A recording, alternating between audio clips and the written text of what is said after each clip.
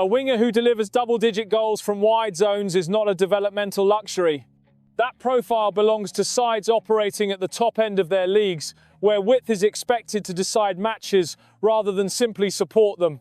When a wide attacker produces numbers usually associated with central forwards, it alters how opponents set up before the ball is even played. That type of player reshapes the pitch without requiring heavy touch volume.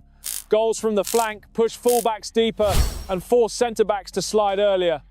Assists from wide areas stretch defensive lines horizontally, opening central lanes for late runners. A winger with sustained output does not wait for overlaps. He fixes defenders in place, creates isolation naturally, and turns the far post into a permanent threat. At elite level, that geometry has real value. This is why the latest report carries weight.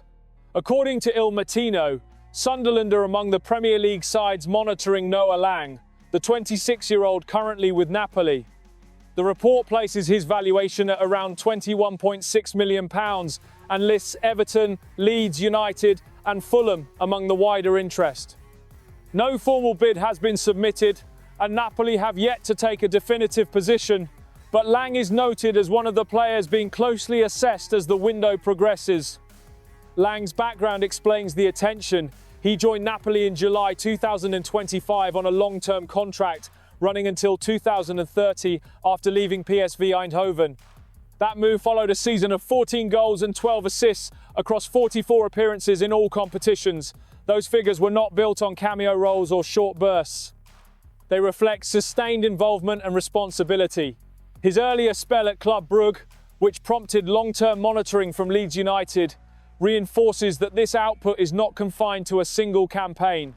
From a squad engineering viewpoint, introducing a winger with that resume forces an immediate shift in hierarchy. This would not be a rotation addition. A wide player carrying that level of end product expects to start, and his presence redefines the roles around him. Existing starters on the flanks face direct pressure as the attacking reference point changes. Width becomes fixed rather than shared. The opposite winger moves inside earlier, and fullbacks adjust their timing because the touchline is already occupied by threat. The spatial effect is clear. Lang operates high and wide, pinning the opposing fullback deeper. That delay grants the midfield extra time to advance and compresses the opposition vertically. Centre-backs hesitate before stepping out because the wide channel remains active. The penalty area fills earlier, not through sheer numbers, but through earlier commitment. This is how a winger alters team shape without changing formation. There is also a selection consequence that cannot be softened. When a player with proven output arrives from a title-winning environment, someone loses minutes. Training intensity rises as margins narrow. Matchday roles become more defined. That friction is not accidental. It is the mechanism through which standards rise. Competition elsewhere matters mainly for timing. Everton, Leeds United and Fulham tracking Lang does not dictate Sunderland's decision.